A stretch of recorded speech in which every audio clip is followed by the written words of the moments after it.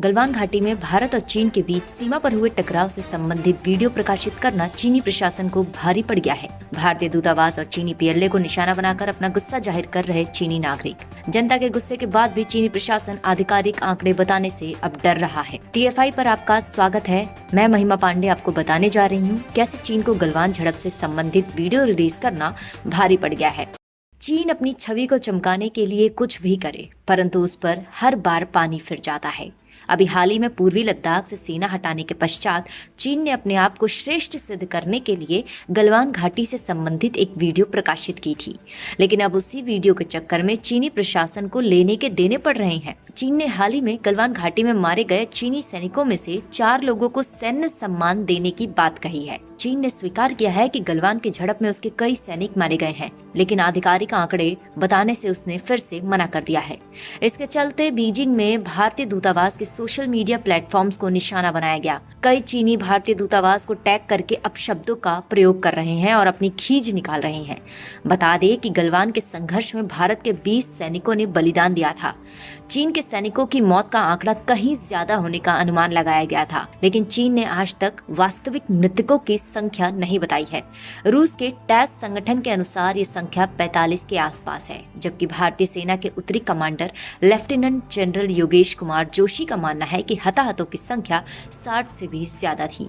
लेकिन ऐसा नहीं है कि केवल भारत को ही चीनी नागरिक निशाने पर ले रहे हैं। चीन की सरकार और पीएलए भी वहां के युवाओं के निशाने पर है। नानजिंग से एक व्यक्ति को पीएलए पर टिप्पणी करने के कारण गिरफ्तार किया गया है। वहां के लोग कम्युनिस्ट पार्टी से पूछ रहे हैं कि उसने इतने दिनों तक ये बात क्यों छुपाई।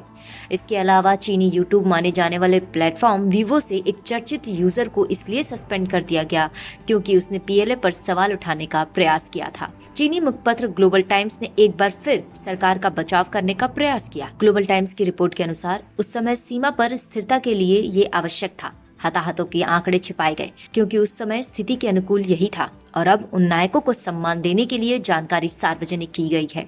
चीनी युवाओं के लिए सैनिकों का मरना नई बात है, क्योंकि 1995 के बाद जन्मे युवाओं ने इससे पहले इस तरह की खबरें नहीं देखी। लेकिन सच्चाई तो यह है कि चीनी जनता महीनों बाद हुए इस खुलासे के कारण झल्लाई हुई है।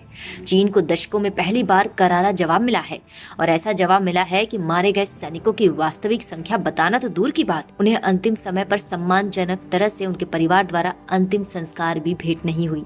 इसके अलावा चीनियों का यह गुस्सा सिर्फ सैनिकों को लेकर नहीं है, बल्कि चीनी अर्थव्यवस्था को लेकर भी है। भारत में चीनी ऐप्स के प्रतिबंधित होने के बाद उनका शेयर 29% गिरा है, जहां चीनी ऐप्स के इंस्टॉलेशन का शेयर 38% था। वहीं 2020 में ये मात्र 29% ही रह गया है। वहीं इसका फायदा भारतीय ऐप्स को मिला, जिनका वॉल्यूम 39% हो गया है। इजराइल, यूएस, रूस और जर्मनी के ऐप्स को भी इसका फायदा हुआ है। भारत में इन चीनी ऐप्स के प्रतिबंधित होने से उनके बाजार पर भी बुरा असर पड़ रहा है। किसी व्यक्ति ने सही कहा था, आप किसी को हमेशा अंधेरे में नहीं रख सकते। जिस प्रकार से चीन को गलवान घाटी पर वीडियो को प्रकाशित करने से अपनी ही जनता द्वारा विरोध का सामना करना पड़ रहा है, उससे स्पष्ट होता है कि अब चीनी कम्युनिस्ट पार्टी पहले जितनी मजबूत नहीं रही, और अब वह धीरे धीरे अपने पतन की ओर अग्रसर है।